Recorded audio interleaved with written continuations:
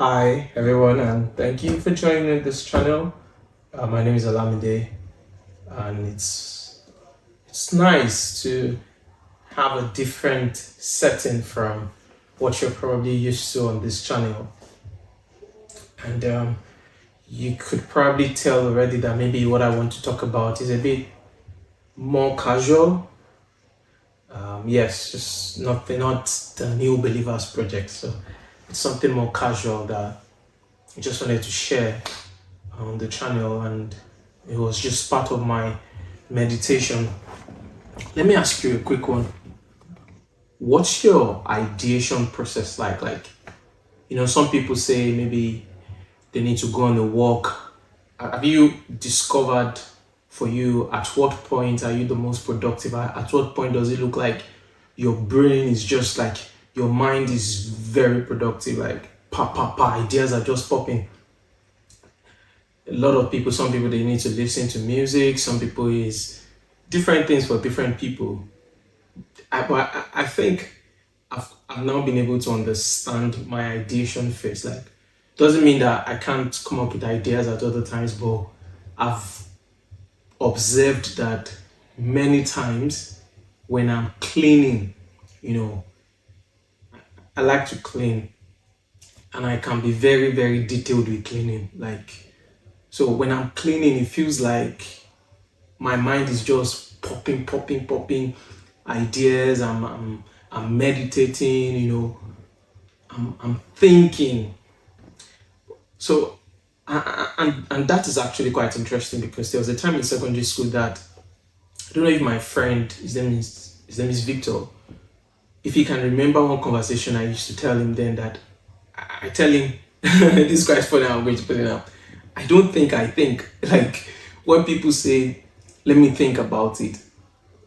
At that point in my life, I was wondering, do I think? Like it felt like I was just very impulsive. I just do things maybe because they asked me to do it, or I just did things without thinking. And now, so me now at this point saying, I feel I've found an ideation phase. I've found my moment where I brainstorm. It's quite interesting. Maybe one of the perks of being an adult. But yeah, so while cleaning today, at that point, just like I said, it's the time when I'm just in the most creative. I'm just coming up with ideas. I'm questioning a lot of things. I'm meditating. I'm putting. Sometimes it's me considering what I've heard somewhere, put it against the word of God, put it against what I think should be common sense, and then realize, oh, this is the way I think, this is my own perspective to it. Or it's just me asking myself popular questions and try myself out. How would I answer it? And one question that came to my mind today was what I was, brainstorming was two actually, and one. But let me just share one of them with you because it's very important. It's about how you wear the honor badge boldly, like whatever is honor, whatever is like something you value so much. You wear it as a badge, but at the same time you're able to strike a healthy balance between what is honor to you and how people respond to it. What I'm saying is quite specific, so I'll just go straight into it. It's the fact that, for example, where I come from, I'm maybe specific to young men and a bit more specific to. No, it's actually not. Don't let me narrow the scope down to just say Africans, but I think it's specific to a lot of us. Whatever your struggles are, whatever it is you had to go through, and then you came out of it, flying high. It's an honor badge. Place it on your chest, be bold about it.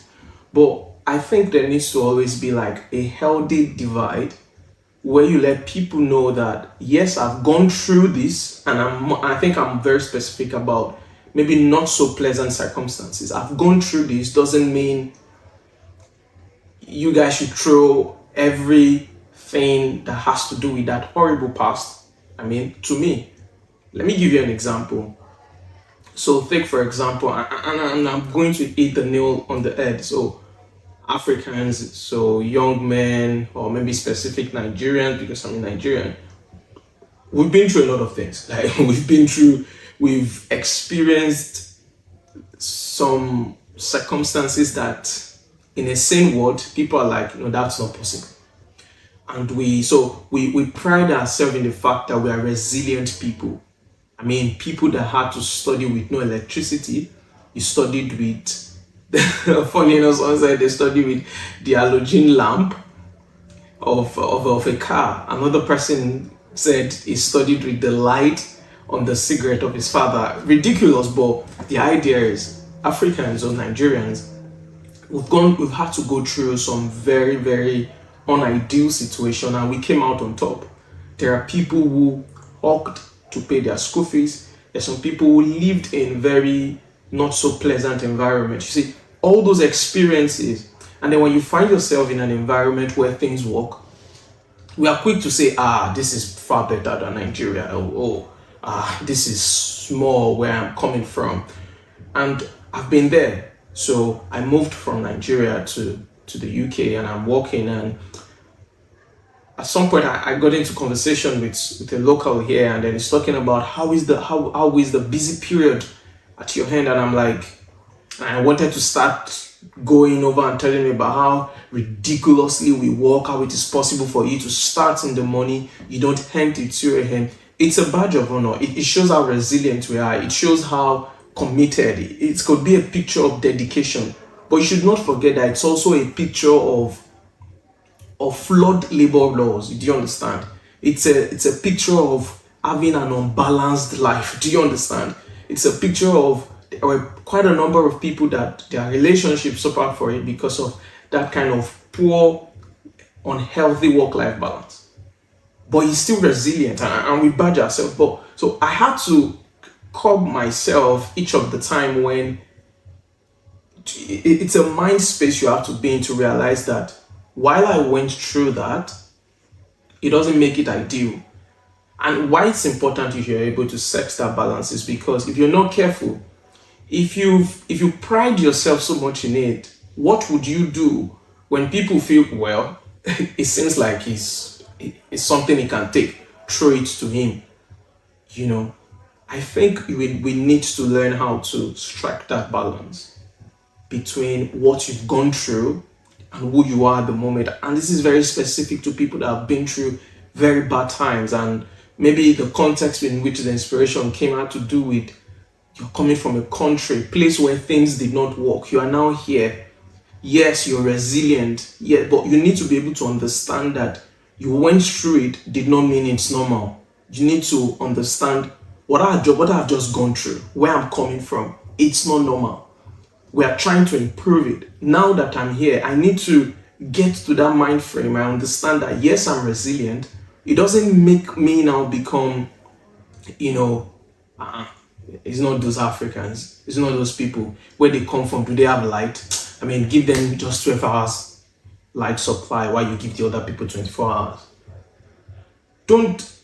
It can't happen. I'm not saying it's going to happen, but this is going to apply in other areas where it affects you. For you, it could be at your place of work. Some people get time off, but you, because you're proud about how diligent you've been from where you're coming from, they suddenly think you're the one that should take every shift. They'll give him, and then you're being paid the same thing. And you think because where you're coming from, they don't even ask you. They just mandate you to do it, and and then you go like, and they're even asking me where I'm coming from. No. Yes, it's funny, it's all fun and games when you're gisting about those experiences, but you need to be able to tell when people are passing the line. You need to be able to tell that, okay, or even those of you that are currently in those kind of unfavorable circumstance, be able to tell yourself, this is not normal. And I can't let this get into my mentality that when I come into a normal space, I'm unable to draw the line. My parents used to say something when we were growing up, because I grew up in quite an humble background in terms of the place. It was what is popularly known as face me and face you. My mom and my dad always say something. They will say that, don't think because you are here, they did their best to give us good education. And they'll say, don't think because you are in this environment that this is who you are. You make sure you don't let this environment get into you, that when you now come into the same space with people who are more civilized, you're not able to cope. And that thing used to ring in our head. Where we're coming from, where we lived at the time. Very possible some people will use the toilet and they will not flush it. But or maybe you can't hold a conversation every time you can't even speak good English. And because you're a local star where you're coming from, you've not taken, so they would always ring that in our head, so such that we are able to strike that healthy balance. It felt like moving between two worlds. It felt like living in your reality and understanding that, oh, my reality might not be the ideal situation. And so it's very important you understand that. And so let me give an analogy. So say you're coming from Africa, say you're coming from a place where you get to work, standard labor hours should be 8 hours, but then you get to work 15 hours, because you need to keep your job. Your boss does not even care. They tell you to come on Saturdays. They don't pay you extra. You've gone through very harsh working condition. But now God has been faithful, you're favored, and now you're in an environment where things work. Or you are now in, maybe it could even still be in your country, or you move over to another country and then you're working, and maybe instead of those ones, they're meant to work 8 hours, but you're always telling them, this is small, and then you're working 12 hours. And then when people tell you about it, and then you're like, this one is small now compared to where I'm coming from. This one, don't let that be your mentality. It's not ideal. Because people who grow up in a same environment, you will hear them say things like, I can't do that. I have to be with my family. But you are the one that are throwing the garbage to, and you keep collecting it because you think it has not gotten that bad, or it used to be worse before. There needs to be a healthy balance. Like I said, there's the difference between, I've said I can do this, you're trying to stand out. Sometimes it's encouraged, but at the same time, be sure that you are not living in a toxic environment in your mind that makes you not be able to challenge certain things. Like my senior pastor would say that sometimes you say these things are not just one way, there are different ways to look at it. If, for example, it can be your situation it is the work that is like the dirty ones, quote and unquote, the unpleasant jobs, unpleasant tasks, is you they give because you've won your badge of honor. Like where I'm coming from, we even deal with worse. I've done worse. So anytime it's difficult, you say push it to him. Push it to him. They do it, and you've been noticing that in your place of work. Maybe they've been doing that anytime it is a client or something that is very difficult. It is you they will give because and you are now beginning to see the correlation between what you tell them you've experienced and the kind of job they give you. Sometimes it could be your advantage. You can use it for your advantage. And this is where negotiation comes in. This is where you want to go to them and let them understand that I don't have a problem doing this. As a matter of fact, like I say, that's what I always do. But don't you think that let's renegotiate this thing? You can't measure me with the same way you measure someone that's doing something that's quite easy. You can't measure me the same way you measure other people, because it seems like I'm actually, if the moment you need to understand that you should be able to have those kind of conversations. If you are not bold enough to have those kind of conversations, I'm sorry, the truth is you're just getting by. You need to you have that mentality. Where you are now, it might not be working, but when you come to a place that is working, and it seems like, be able to identify it. That's even the first thing. Be able to identify, it looks like this is what is happening. And secondly, then make your decision. Do you want to reject it? Let them understand that, no, you can't just keep pushing these things to me because I tell you I'm coming from so place. You can't keep doing that. And if you want to push it back, fine. If you want to renegotiate, let them know. I don't have a problem doing all these dirty jobs. You know what? But I think let's reconsider. And if it's a place where they need the job done, nobody else is willing to do it but you stand a chance. You're telling them, increase my pay, or I think I want this type of benefit, or I'm currently a contract staff. Can you make me permanent staff? This is how you thrive. At that point, you might be doing longer hours. At that point, you might keep doing those kind of ridiculous jobs, but you're getting what you deserve for it. They usually say there is profit, there is dignity inevitable. As long as you're working with your hand, it doesn't matter how people view it. It doesn't matter whether it's the most popular task to do, but the fact that you're doing it well and you're getting the recognition you deserve is just amazing.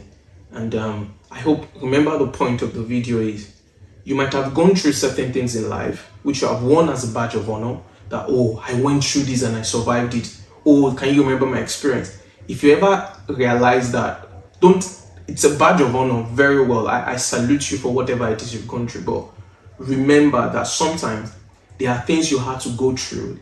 Be able to identify, oh, this wasn't ideal, such that when you come into an ideal environment, don't think you deserve the worst past. This is, you can even see that this has so many effects. It touches on so many things. You've gone through certain trauma before. You were in a bad relationship. You survived that. You understand? And then you now come into you now think, oh, because don't settle for less. Do you understand? Know when to draw the divide. Know when to have a balance. I'm speaking more in context of maybe career and then just life general. There was one analogy that was in my head, and then maybe this could drive home the point. I always wondered why it was a big deal, and I said it with due respect. I do not undermine. I always wondered why black people, especially in America, when I watch movies, they get annoyed when they call them nigger, like when the white people call them nigger, like the N-word. And when a black person calls them that, they are not angry, or it's something that like maybe a celebrity or a politician, they're always very careful in those areas. Like, you don't use the N-word for a black person, And I'm wondering why. I mean, it's just, not because I undermine the impact of racism, but this kind of drives home the point. You see, we would say that a black person can call me, oh, nigga, also. But the moment a white person calls you that, see it in this way. For within the community, it is something we went through and we came out of it. It's an unpleasant situation we went through that it talks about our resilience. It talks about how we've been through worse. But yes, here we are still standing, here we are still blazing the charts and all that. But despite we call ourselves that, maybe quote unquote as a badge of our honor that yes, this is all we went through, we won't let you, in that sense, now paste it on our head and say, hey nigga, and then you now think that's something that's now with this understand, with this meditation, I mean, oh, okay, kind of makes sense. I mean, you couldn't have put me through all that, and then I can let my brother. I mean, we went through it together. Not you. I didn't go through racism, so. But yeah, you get the point. Like, not them, not the other, or maybe with due respect, and it's quite sensitive. Someone who went through form of abuse, maybe sexual assault. Maybe like rape, go through that, you came out of it at the top, and maybe you're going about, preaching that, spreading that message of love, encouraging other people who have been through assault that, you can't let the person win, you can, and all that. You would embrace it when people maybe call you for, I think you should come and speak here, I think you should come and tell us your story, I think you should, or you can encourage somebody. But I'm sure it will be very annoying to you when the person that assaulted you, with due respect, the guilty party is now, imagine the guilty party is now saying, strong woman, you went through it and you came out of it. I don't have to have been assaulted to know that that's quite triggering. The point here is, your mind is able to establish that divide to say, I went through it, but you can't then turn it to my experience every time because, you learned I went through bad thing, and then all of a sudden you want to be throwing me all the dirt because I dodged one, because I went through a particular phase seamlessly. Suddenly you now want it to be like what defines me. No way. I hope this was lightning. I hope you learned something, and see you on the next episode. Bye bye.